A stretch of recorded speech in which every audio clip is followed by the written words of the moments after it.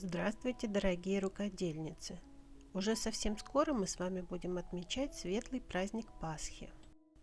Давайте готовиться к нему вместе. Я предлагаю вам сегодня сделать вот такой вот кулич из бумажной глины. Работа совсем не сложная, осилит даже начинающий.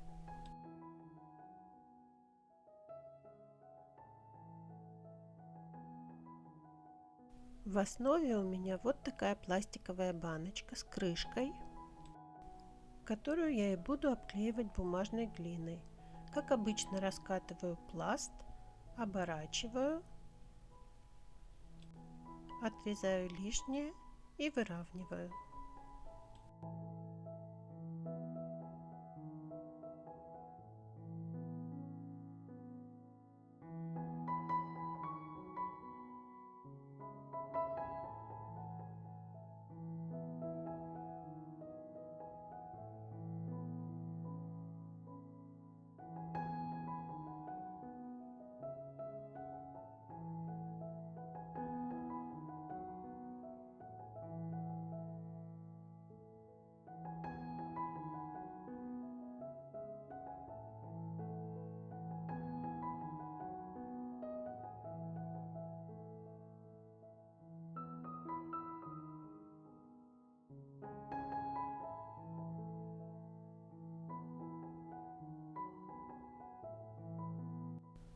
Белая жидкость в маленькой баночке – это клей ПВА, разведенный водой примерно наполовину.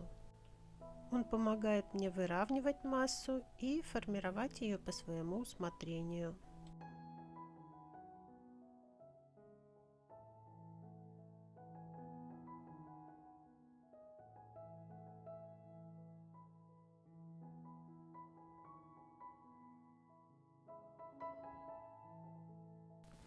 Создали форму, разгладили морщинки. Теперь приступаем к нанесению текстуры. Я взяла вот такую щетку. Можно взять, например, старую зубную щетку или кисточку с жесткой щетиной, тоже подойдет. И сделать по всей поверхности вот такие хаотичные маленькие углубления.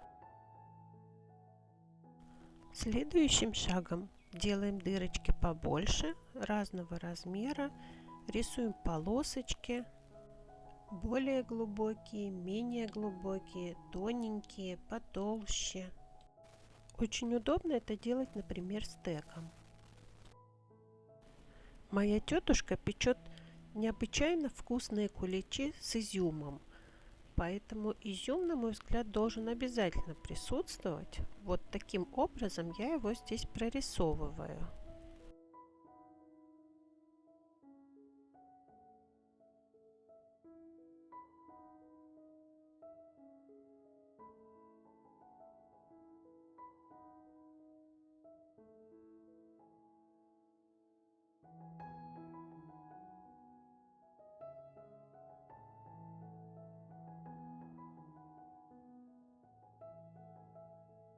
Осматриваем баночку, добавляем текстуры, если нужно. Мне кажется, достаточно. Я задумывалась сделать не просто кулич, а домик. Поэтому вырезаю круглой формой для печенья окошки и намечаю двери. Обращаю ваше внимание на то, что окошки должны быть не слишком высоко, иначе они будут мешать открыванию крышки. Вырезаю, подчищаю и выравниваю край.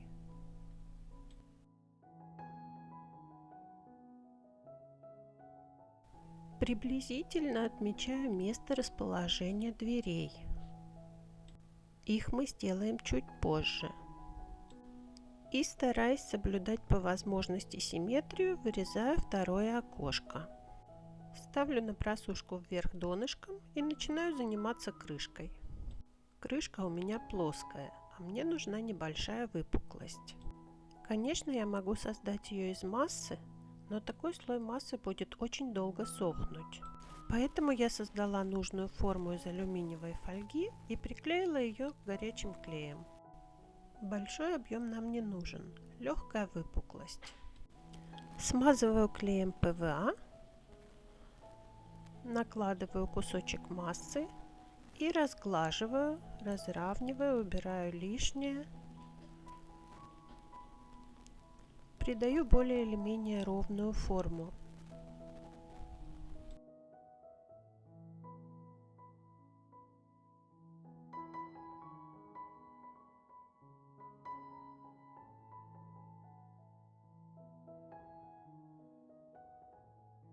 Оставляю крышку немного подсохнуть, а пока вылеплю капельки стекающей глазури.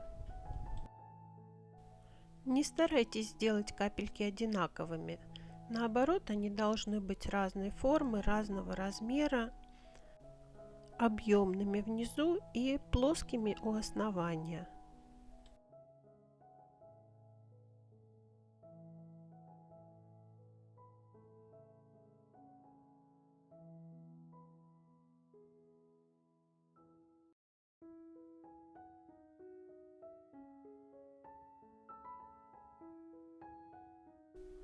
Я подготовила почти 2 десятка больших и маленьких капелек.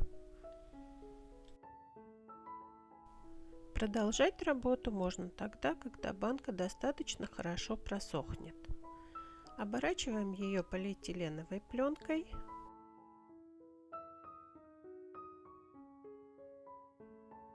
Надеваем крышку. И на клей ПВА сажаем заранее приготовленные капельки. Хаотично, беспорядочно, перемежая большие и маленькие заготовочки.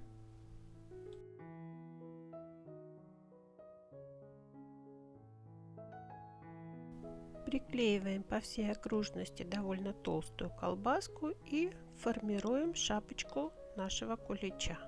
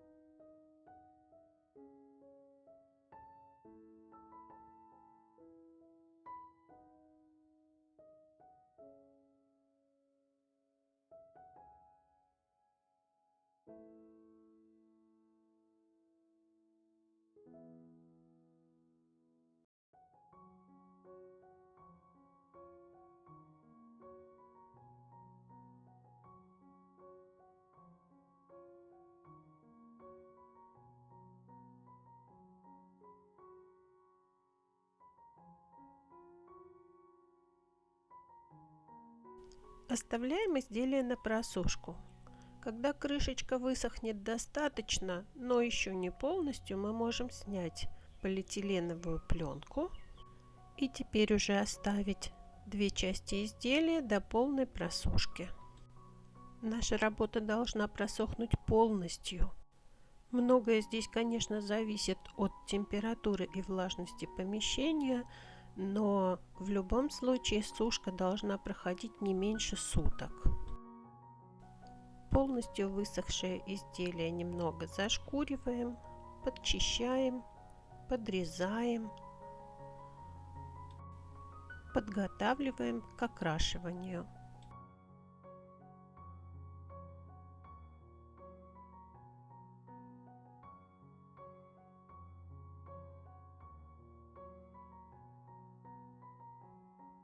Я использую акриловые краски. Здесь за основу я взяла вот такой желто-коричневый оттенок. Называется он натуральная сиена.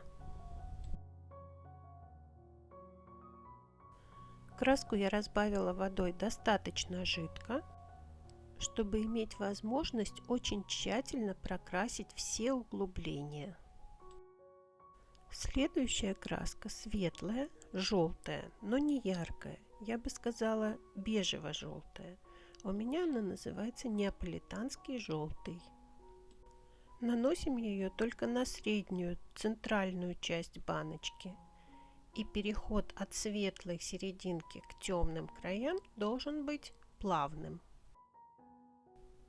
Краску наносим только на верхний слой текстуры. Дырочки, впадинки должны остаться более темными.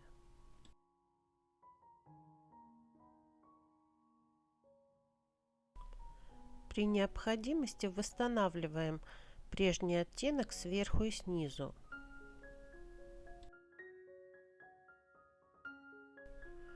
Вот примерно то, что должно у нас получиться. Раз уж мы делаем кулинарное изделие, то двери и окошки на нем тоже должны быть съедобными. Я подумала, что дверь должна быть в виде вафли. Есть у меня вот такой текстурный коврик в клеточку, именно его я сейчас и буду использовать. Чтобы масса не прилипла к коврику, я нанесла на нее немного крахмала.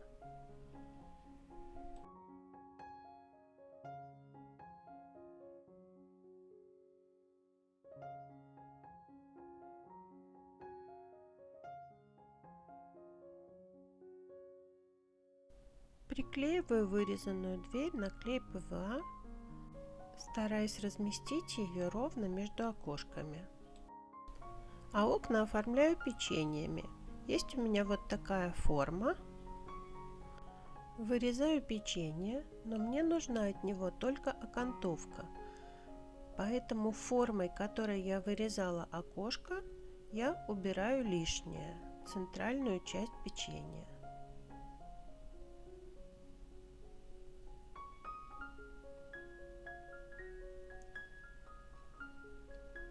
И теперь оформляю этой окантовкой окошко.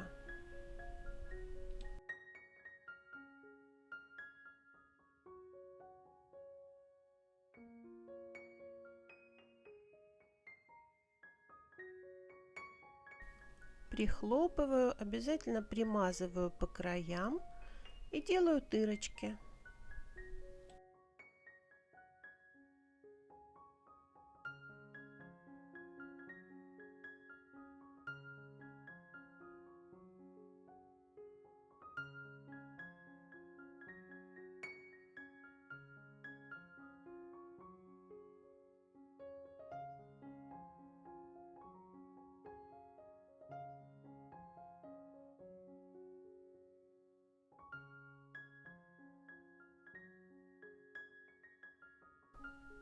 Точно так же оформляю двери, только массу раскатываю чуть потолще.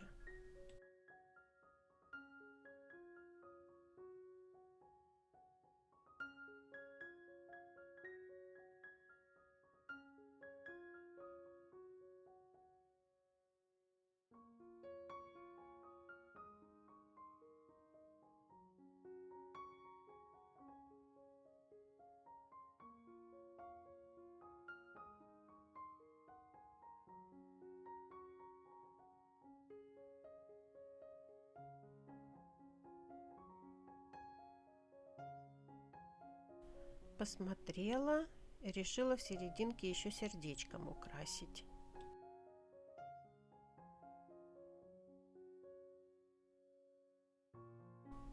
Подсушиваем, и теперь можно почистить окошки. Не знаю, о чем я думала раньше, но только сейчас поняла, что я не сделала перекладинки на окошках. Можно, конечно, оставить и так, но не поздно еще все исправить. Важно только места соединения высохшей глины и свежей как следует промазать клеем ПВА.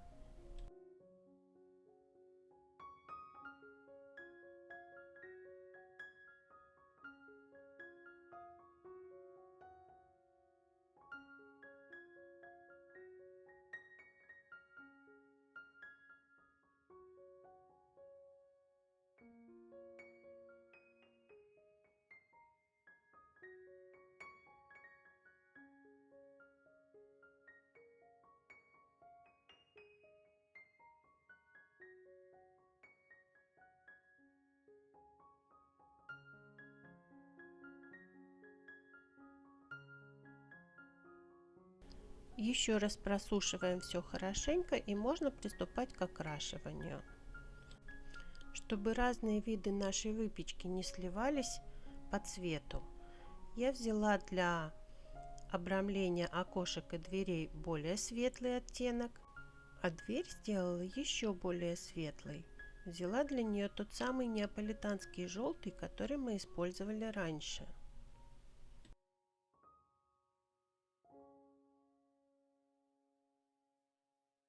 Краска высохла. Покрываем изделие первым слоем лака.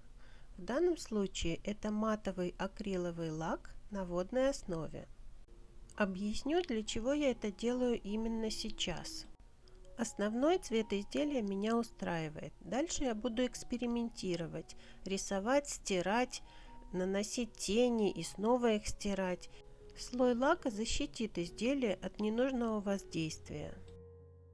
Цвет, который я сейчас буду наносить, называется сиена жженая. Я разбавляю краску большим количеством воды и наношу так, чтобы краска затекла во все маленькие дырочки.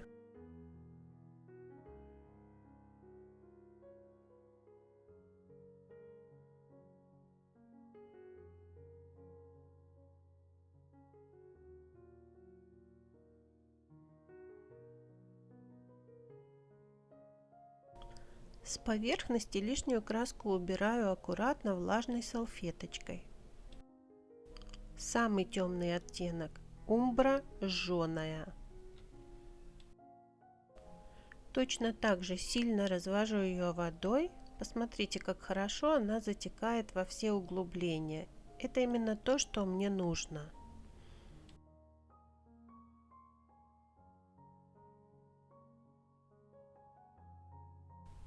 Наношу небольшие тени вокруг окошек и дверей и затемняю верх и низ нашего кулича. Опять-таки следите за тем, чтобы переход был достаточно плавный от светлого к темному.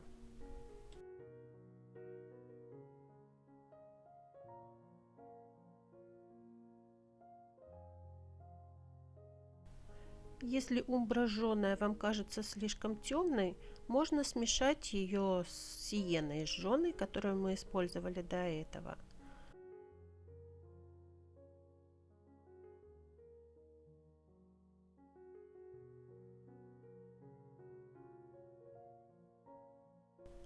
Кое-где вручную прокрашиваю углубление тонкой кисточкой.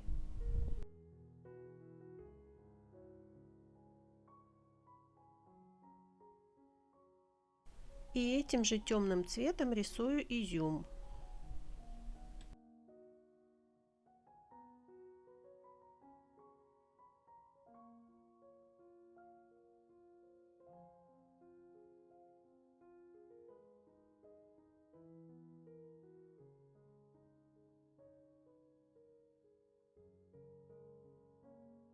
Окна, наоборот, осветляю, нанося более светлый тон краски сухой кистью.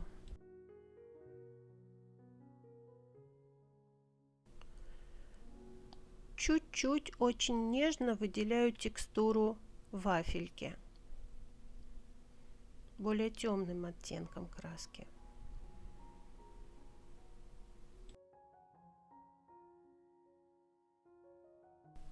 С крышкой все гораздо проще. Прокрашиваем ее изнутри и снаружи белым цветом в несколько слоев. У меня краска очень густая, просто от времени подсохла. Но мне это даже на руку. Я нанесла последний слой краски достаточно толсто, чтобы проявить немного текстуру, и прямо на невысохшую краску насыпала разноцветного бисера. Можно сделать по-другому: дать краске высохнуть, намазать клеем ПВА и на клей ПВА приклеить украшения.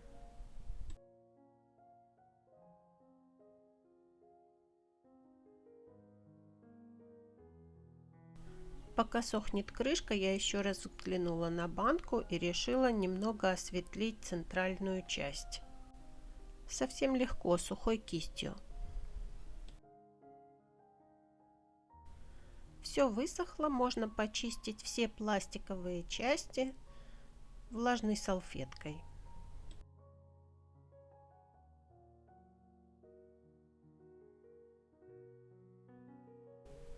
Ну и добавим ярких деталек. Праздник все-таки. Недавно я декорировала пасхальное яйцо, корзина с цветами. И у меня остались небольшие кусочки цветного холодного фарфора. Их как раз очень удобно будет использовать в этой работе. Только добавлю еще пару цветов. Мне не хватает красного, может быть розового.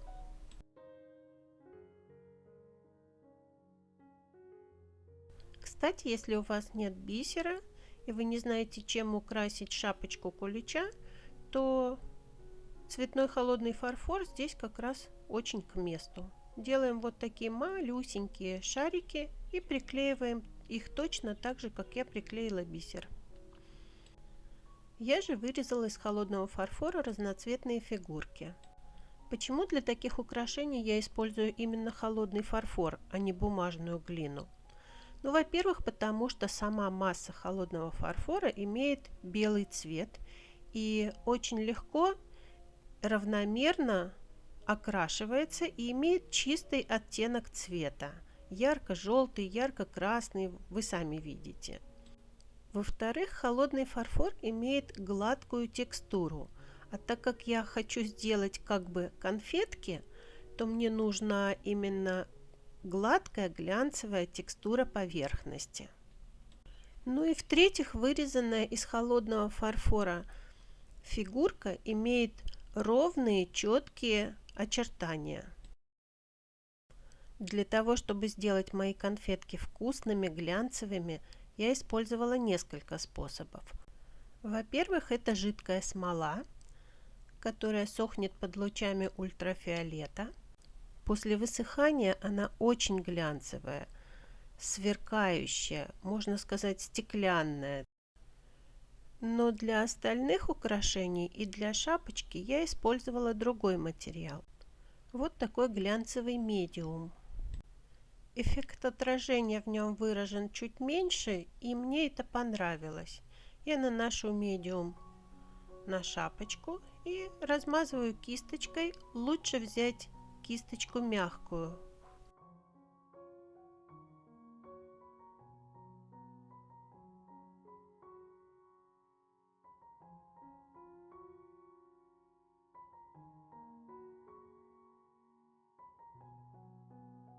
Мне хочется добавить еще пару бисеринок.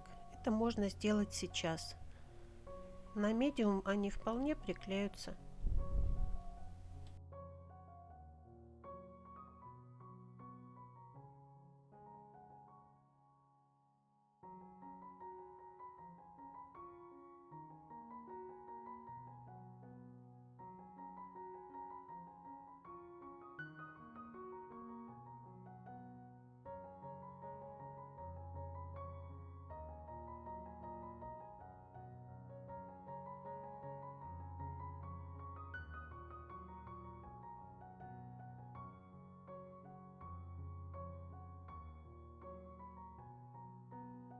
Ну и в заключение наношу на всю поверхность банки еще один слой матового акрилового лака.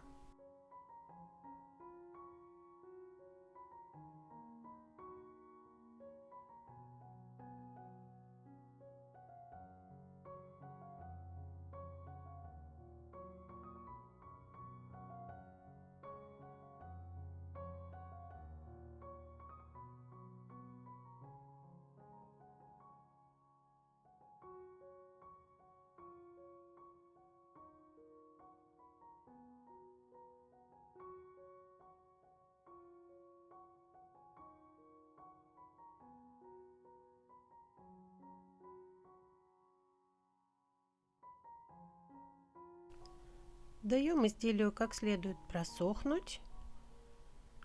Еще раз подчищаем, протираем.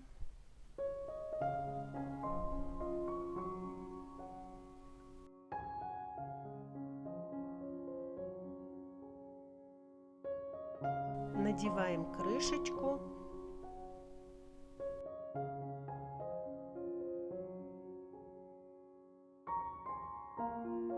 И пользуемся на здоровье.